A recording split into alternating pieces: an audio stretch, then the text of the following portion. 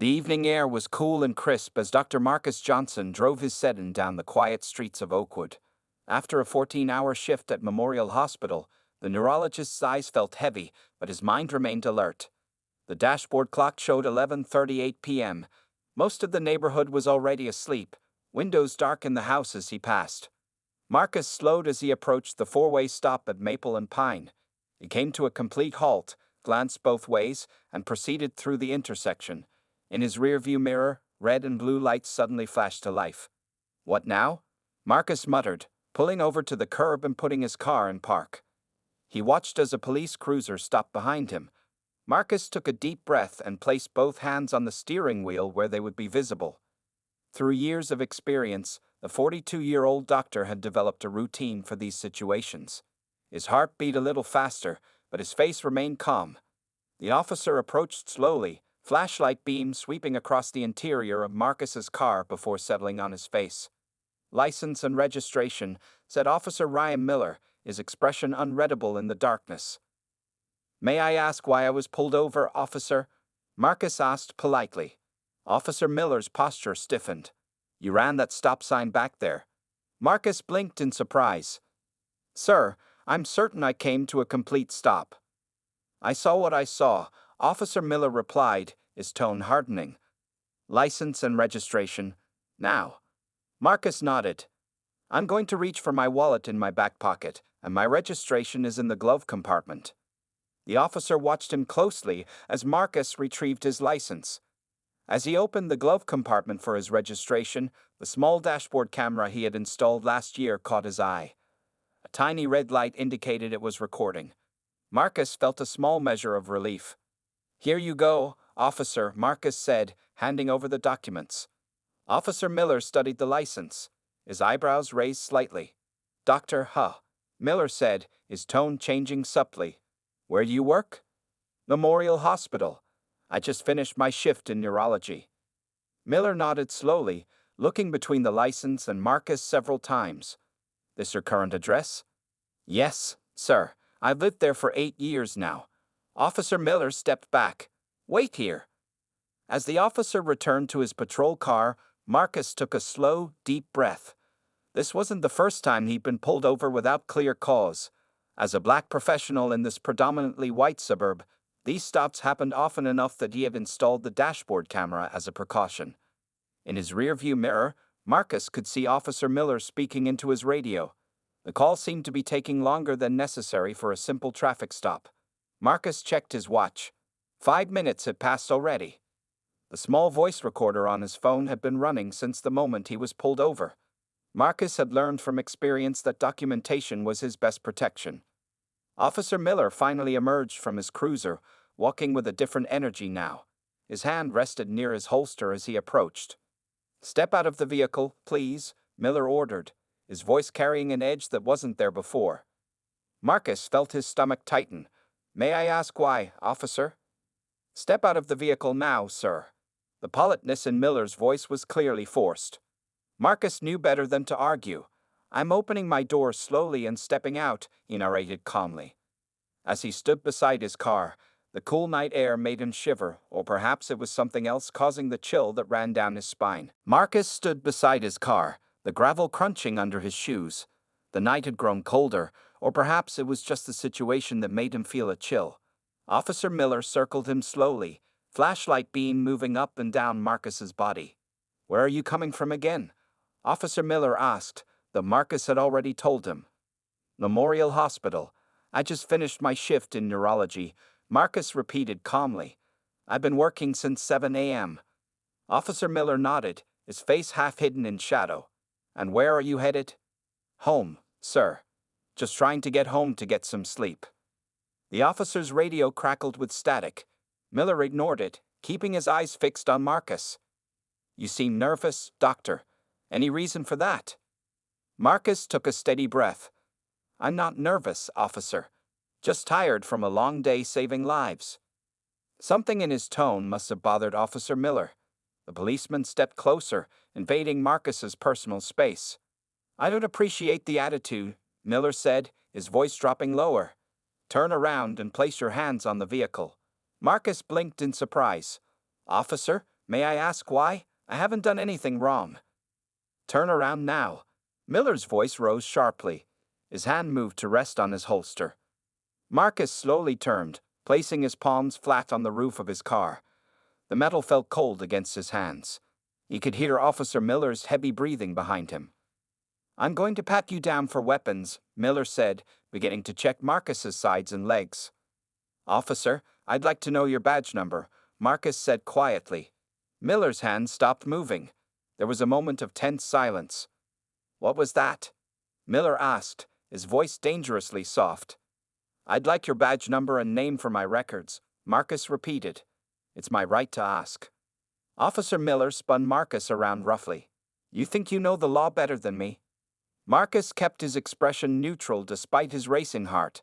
No, sir, I just know my rights. A car passed by slowly, its headlights briefly illuminating both men before continuing down the street. Marcus noticed Officer Miller glance at the passing vehicle with unease. You people always think you're special, Miller muttered, just loud enough for Marcus to hear. Excuse me?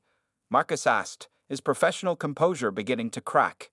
I said, hands on the car. Miller shouted, pushing Marcus back toward the vehicle. Marcus complied, but spoke clearly. Officer Miller, I believe you're acting outside protocol right now. I've complied with all your requests. I still don't know why I've been asked to exit my vehicle.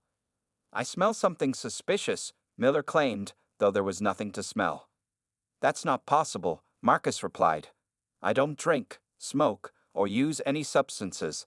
I'm a doctor. Officer Miller laughed without humor. Right, and I'm supposed to just believe that. Marcus took a deep breath. Officer, I'd like to speak with your supervisor. Miller's face darkened. You think you can tell me how to do my job? No, sir, but I believe this stop has gone beyond normal procedure. Officer Miller stepped back slightly, studying Marcus with narrowed eyes. His hand still rested on his holster. You know what your problem is? Miller said, his voice low. You think that fancy doctor title means you're above the law. I've broken no laws, Marcus replied, maintaining eye contact. Running a stop sign is breaking the law. I didn't run that stop sign, Marcus insisted calmly, and your dashboard camera would confirm that. Miller's expression changed subtly. Are you calling me a liar? I'm stating a fact, Marcus said, his voice steady despite the tension building in his chest. And my dashboard camera recorded it too. Officer Miller's eyes darted to the car, noticing for the first time the small camera mounted near the rearview mirror. The tiny red recording light glowed in the darkness. You been recording me? Miller asked, his voice changing from aggressive to cautious. Yes, sir. For my protection and yours, Marcus replied. Standard practice these days. The dynamic between them shifted instantly. Miller took a step back, his hand falling away from his weapon. The red light on Marcus's dashboard camera blinked steadily in the darkness. Officer Miller stared at it for several long seconds, his expression hardening as he processed this new information. Turn around, Miller finally said, his voice quieter but still tense. Hands behind your back. Marcus felt a surge of anxiety. Officer Miller, am I being arrested? For what charge? Just do as I say, Miller snapped, pulling handcuffs from his belt. Keeping his movements slow and deliberate, Marcus turned and placed his hands behind his back. The cold metal of the handcuffs clicked around his wrists, uncomfortably tight. The reality of the situation washed over him like ice water.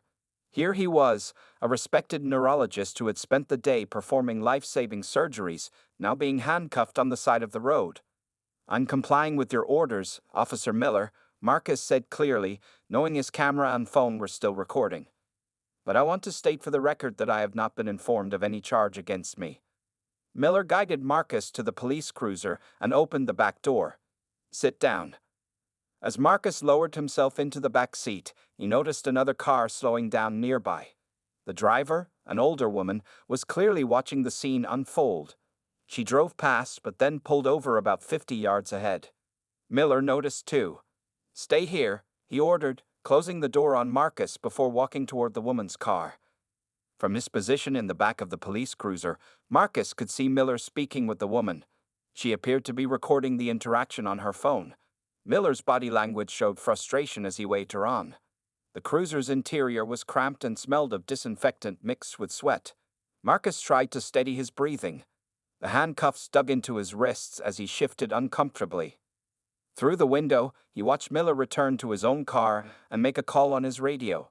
Minutes stretched into what felt like hours. Marcus's shoulders ached from the awkward position. Finally, Miller opened the driver's door and sat down, not looking back at his captive. "Officer," Marcus said calmly, "I've been detained for nearly 20 minutes now without being informed of any charges. I'm respectfully requesting you contact your supervisor." Miller's eyes met Marcus's in the rearview mirror. Something in the officer's expression had changed. A hint of uncertainty had replaced the earlier aggression. "That woman who stopped, she was filming us," Marcus continued. "She likely caught your badge number. My dashboard camera is still recording. The footage of this entire encounter is being automatically uploaded to a cloud server."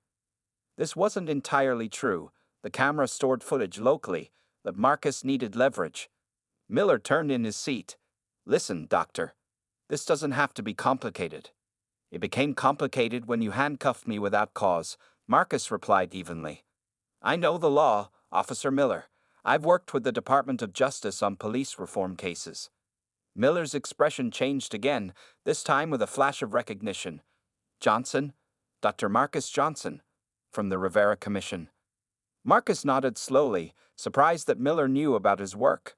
The Rivera Commission had been a federal task force examining police practices in several major cities 3 years ago. "You were the expert witness in that Cincinnati case," Miller said, more statement than question. "Yes," Marcus confirmed. "I provided expert testimony on proper police procedure during traffic stops." Miller's jaw tightened. He turned forward again and stared through the windshield. The tension in the cruiser was palpable. "This is a mistake," Miller finally said, his voice flat. "Yes, it is," Marcus agreed. "But it's one we can still correct. I'm asking you again to contact your supervisor." Miller picked up his radio, hesitated, then set it down again. He got out of the cruiser and opened the back door. "Turn around," he ordered, but his voice had lost its edge. When Marcus complied, Miller removed the handcuffs. The relief as blood rushed back into Marcus's hands was immediate. "Get your license and registration from my cruiser," Miller said, not meeting Marcus's eyes. "You're free to go." Marcus rubbed his wrists. "Officer Miller, I'll need your badge number and a record of this stop." Miller looked up, challenge returning to his eyes. "Don't push it, Doctor." "I'm not pushing," Marcus replied. "I'm following proper procedure. We both know that." The tension between Marcus and Officer Miller hung in the night air like a physical thing. Miller finally reached for his notepad and scribbled something down. "Badge number 6824, Officer Ryan Miller," he said, tearing off the paper and holding it out. "Happy now?" Marcus took the paper, folding it carefully before putting it in his pocket. "Thank you for following procedure, officer." Miller's radio crackled to life. "Unit 17, what's your status?" "Dispatch shows you've been on a traffic stop for 26 minutes. Miller grabbed his radio. "Unit 17, all clear, just wrapping up now." "Copy that. Everything okay out there?" Miller glanced at Marcus before responding. "Affirmative. Just a routine stop." Marcus stood silently as Miller returned his license and registration. Neither man spoke as Marcus walked back to his car. He could feel Miller watching him, the officer's gaze boring into his back. Once inside his vehicle, Marcus took a deep breath, his hands trembling slightly as the adrenaline began to wear off. He started the engine but didn't drive away immediately. Instead, he carefully noted the time, location, and details of the encounter in his phone's notes app. This wasn't just habit. As a former legal consultant for the Department of Justice, Marcus had developed a system for documenting these encounters.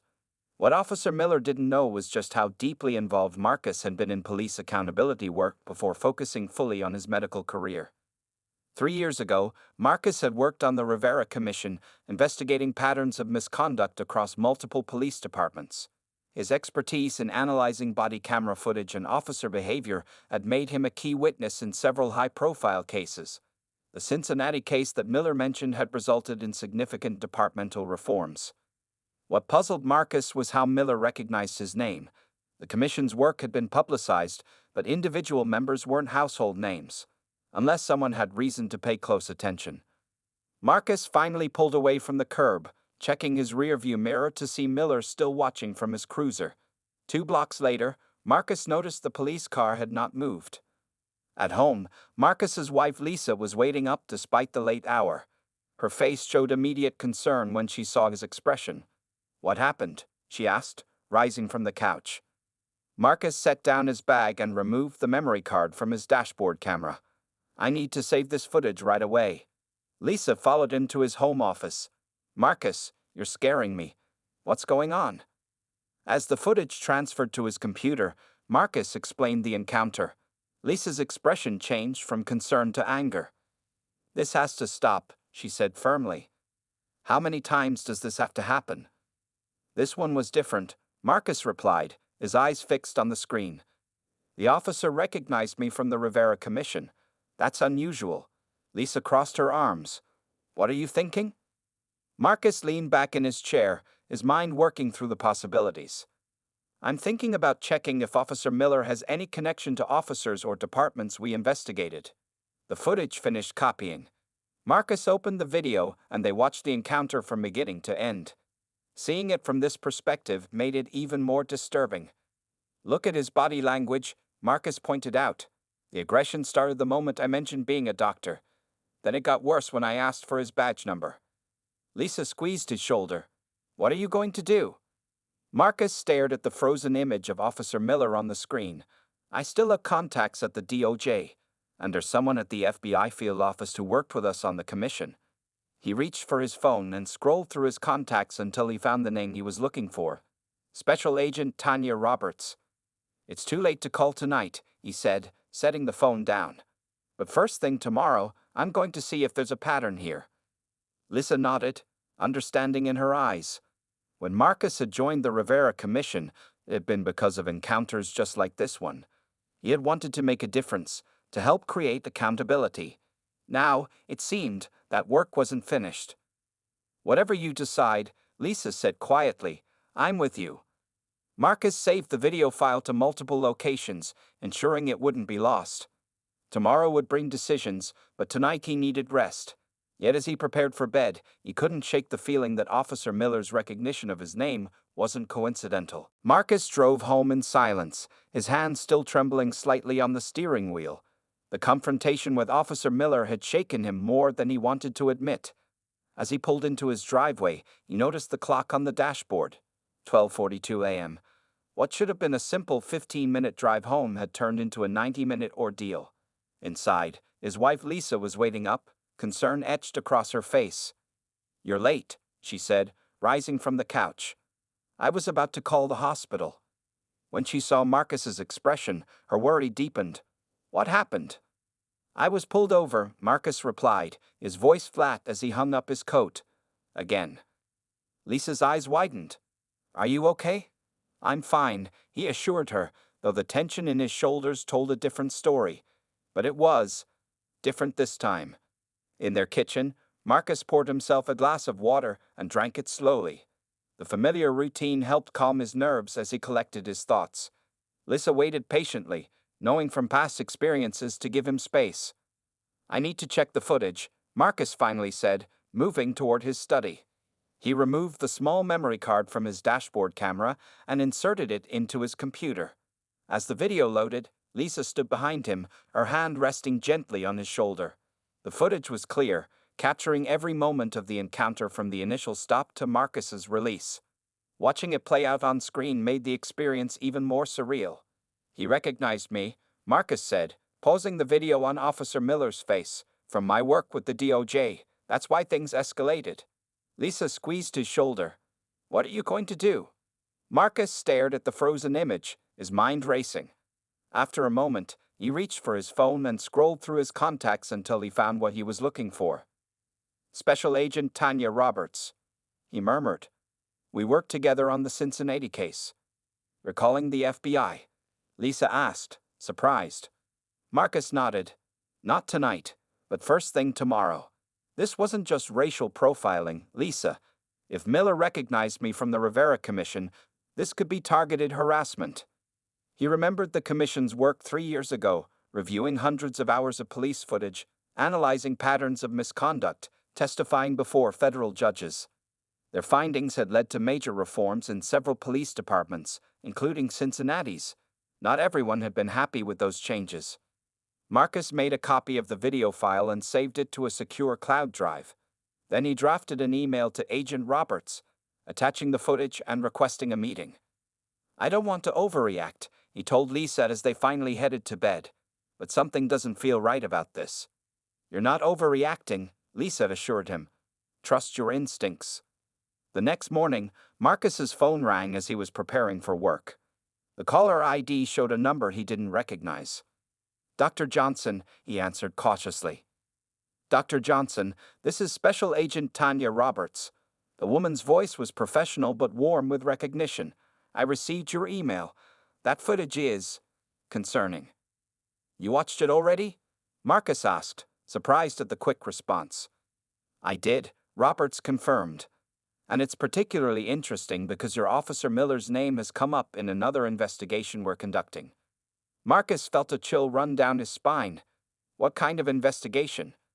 "I'd rather not discuss that over the phone," Roberts replied. "Can you meet me at the federal building this afternoon? Say, 2 o'clock. "I'll be there," Marcus promised. After ending the call, Marcus stared out his kitchen window, watching the neighborhood come to life as people left for work. The encounter with Miller had been frightening, but maybe it had happened for a reason. Perhaps his dashboard camera had captured evidence of something bigger than one officer's misconduct. "What did she say?" Lisa asked, joining him at the window. Miller's name was already on their radar, Marcus explained. "I'm meeting her this afternoon." Lisa nodded, determination in her eyes. "Good. Maybe this time something will actually change." Marcus hoped she was right. After years of working on police reform, he knew how difficult real change could be. But perhaps his unexpected encounter with Officer Miller would prove to be a turning point, not just for him, but for his community. Special Agent Tanya Roberts sat across from Marcus in the small conference room at the FBI field office. Between them lay a thick folder filled with civilian complaints against Officer Ryan Miller. 27 complaints in 5 years, Tanya said, tapping the folder with her pen. "All dismissed. All filed by minority drivers. Your case isn't unique, Dr. Johnson, but your evidence is." Marcus nodded, absorbing the information. "And the connection to Cincinnati?"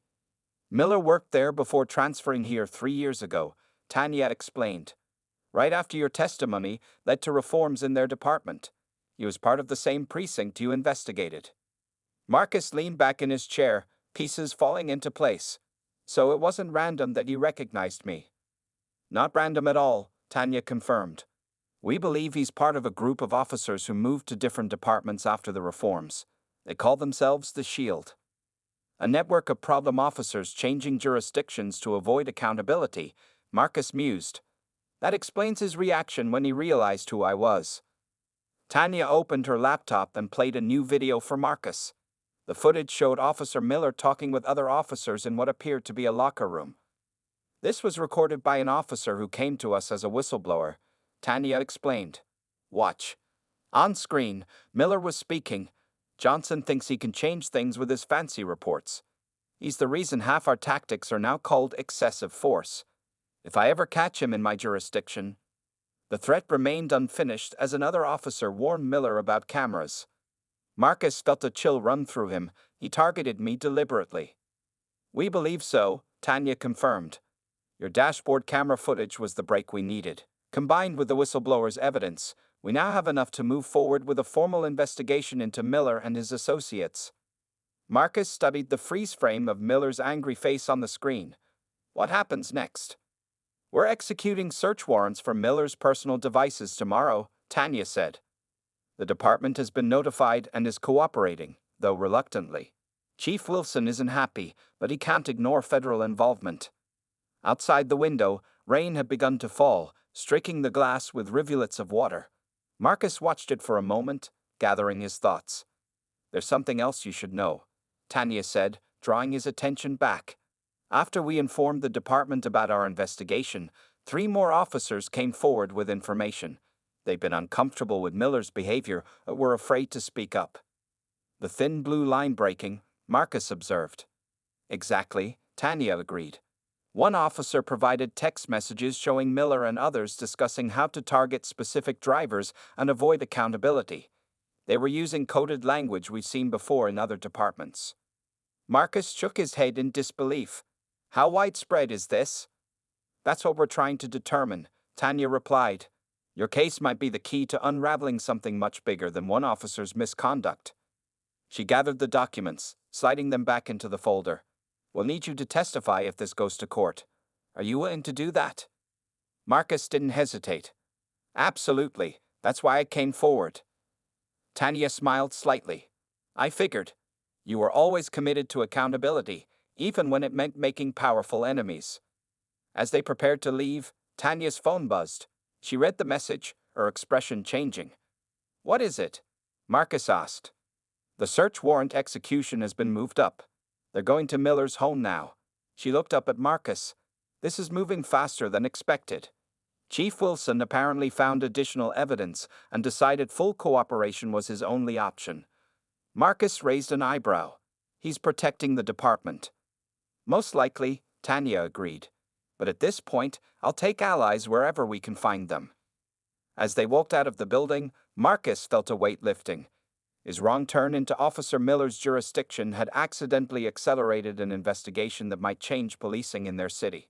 Sometimes justice took unexpected paths. We'll be in touch soon, Dr. Johnson, Tanya said as they parted. And in the meantime, drive carefully. Marcus smiled for the first time in days. Always do, Agent Roberts. Always do. The press conference outside police headquarters drew a larger crowd than expected.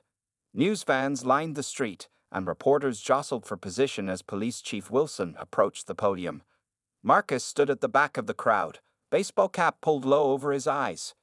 Good morning, Chief Wilson began, his voice grave. I'm here today to address serious allegations regarding Officer Ryan Miller and several other members of our force. Camera flashes lit up the chief's stern face as he continued.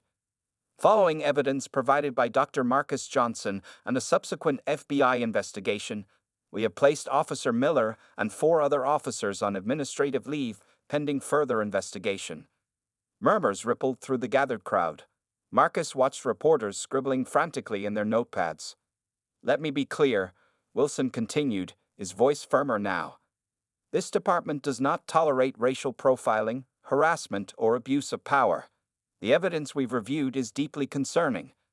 A reporter called out, Chief Wilson, initial reports suggest your department dismissed multiple complaints against these officers. How do you respond to allegations of a departmental cover-up? Wilson's jaw tightened visibly. I can't comment on previous administration's handling of complaints. I became chief 8 months ago. What I can tell you is that under my leadership, every complaint will be thoroughly investigated. Another reporter shouted, Is it true Officer Miller was targeting Dr. Johnson specifically because of his work with the Rivera Commission? That's part of the ongoing investigation, Wilson replied carefully. I'm not at liberty to discuss those details. From his position at the back, Marcus noticed a small group of officers watching from the sidelines. Their expressions ranged from anger to what looked like shame. One of them, a younger officer, caught Marcus's eye and gave him a small, almost imperceptible nod. The press conference continued for 20 minutes. Chief Wilson announced several immediate changes: mandatory retraining on bias-free policing, a new civilian review board for all complaints, and body cameras for every officer on patrol. These measures are just the beginning, Wilson concluded. We have work to do to rebuild trust. I'm asking for the community's patience as we address these issues head-on. As the crowd dispersed, Marcus felt his phone vibrate. A text from Tanya. Wilson just received the internal affairs report. Call me. Marcus slipped away from the crowd and called her from his car. What's happening? He asked when she answered. Internal Affairs found text messages between Miller and 12 other officers across 3 departments. Tanya explained. They were sharing information about civil rights attorneys, community activists, and people like you who've been involved in police accountability efforts. Marcus gripped the steering wheel tighter. A watch list. Exactly, Tanya confirmed. They were targeting these individuals during traffic stops, looking for any excuse to harass them. Wilson is actually furious. This goes beyond what even we suspected. Is he sincere about the reforms? Marcus asked skeptically. Surprisingly, yes, Tanya replied. He's new to the position and seems genuinely committed to cleaning house. The FBI director spoke with him privately yesterday. Wilson understands that cooperating fully is the only way to salvage the department's reputation. As Marcus drove home, he passed a patrol car. The officer inside nodded respectfully, a stark contrast to his experiences just days before. News traveled fast in the department. That evening, Marcus's doorbell rang. When he opened the door, he found Chief Wilson standing on his porch, alone and in civilian clothes. "Dr. Johnson," Wilson said formally, "I hope I'm not intruding." "Not at all," Marcus replied, surprised. "Would you like to come in?" Wilson shook his head. "I won't stay long. I just wanted to speak with you directly, away from cameras and microphones." The chief looked tired, the lines on his face deeper than they had appeared on television. "What happened to you was inexcusable," Wilson said plainly. "And I believe it's just the tip of the iceberg. I need your help." "My help?" Marcus echoed. Wilson nodded. "I'm forming a task force to review all our policies and procedures. I want you on it. We need people who understand both sides of the badge." Marcus studied the man carefully. "Why should I trust you?" "You shouldn't, not yet," Wilson answered honestly. "But someone needs to bridge the gap between this department and the community it serves. Your experience makes you uniquely qualified." As Wilson turned to leave, he added, "Think about it, Doctor. Change happens from the inside." 6 months had passed since the night Marcus was pulled over. The community center auditorium was filled to capacity, with people standing along the walls. At the front, Marcus adjusted his microphone and surveyed the diverse crowd: citizens, police officers, community leaders, and media representatives. "Thank you all for coming," Marcus began. "Today marks an important milestone in our city's journey toward more equitable policing." Behind him sat the newly formed Civilian Oversight Committee, 12 members representing various neighborhoods and backgrounds. Chief Wilson sat among them, his presence a symbol of the department's commitment to change. "When I was wrongfully detained 6 months ago, I never imagined it would lead to this," Marcus continued. Officer Miller's actions that night were not isolated incidents, but part of a pattern that existed in silence for too long. The room was quiet, everyone listening intently. In the front row, Lisa gave her husband an encouraging smile. "The investigation resulted in 7 officers being dismissed from the force," Marcus explained. 3 are facing criminal charges, but more importantly, it revealed systemic issues that required systemic solutions. Marcus gestured to a large screen where statistics were displayed. In just 6 months, civilian complaints have decreased by 38%. Officer compliance with body camera policies has reached 97%. And community satisfaction with police interactions has improved significantly. He clicked to the next slide, showing officers engaged in community events. These numbers tell only part of the story. The real change is happening in daily interactions between officers and citizens. New training programs focusing on de-escalation and bias awareness are making a difference. From his seat, Chief Wilson nodded in agreement. Their initial distrust had gradually transformed into a productive working relationship. Though they didn't always agree, they shared a commitment to meaningful reform. "The road ahead remains long," Marcus cautioned. "Real change takes time. But I want to acknowledge the officers who have embraced these reforms. Those who wear the badge with integrity and understand that accountability strengthens rather than weakens the force." Several officers in the audience sat straighter, pride evident in their postures. Among them was Officer Jameson, the young officer who had nodded to Marcus at the press conference. Jameson had been one of the first to volunteer for the new Community Engagement Unit.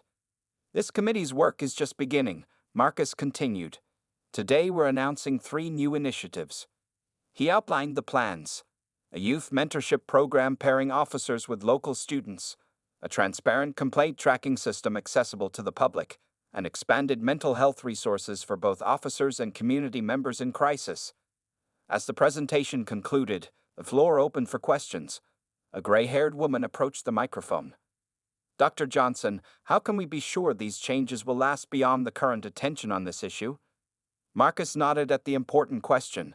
Sustainable change requires structural support. That's why these reforms have been codified into department policy and city ordinances. But ultimately, lasting change depends on all of us maintaining vigilance and participation. After the meeting, Officer Jameson approached Marcus in the hallway. Dr. Johnson, I wanted to thank you, he said, extending his hand. Many of us wanted things to be different but didn't know how to speak up. Your stand gave us courage. Marcus shook his hand firmly. The courage was always there. Sometimes it just needs a catalyst. Later that evening, Marcus drove home along the same route where he had been stopped 6 months earlier. As he approached the four-way stop at Maple and Pine, he noticed a patrol car waiting at the intersection. The officer inside gave a respectful wave as Marcus passed. At home, Lisa was waiting with dinner ready. How did it go? She asked.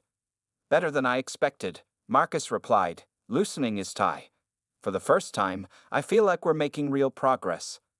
On the dining table lay a letter from the mayor's office. It contained an invitation for Marcus to join a state-level commission on police reform. His experience was being recognized as valuable beyond their city.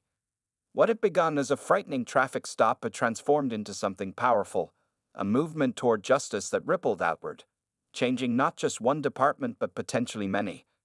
As Marcus sat down to dinner with his wife, he felt cautiously optimistic about the future. The system wasn't fixed, not by a long shot, but meaningful cracks had formed in the wall of silence. And through those cracks, accountability and reform were finally beginning to flow.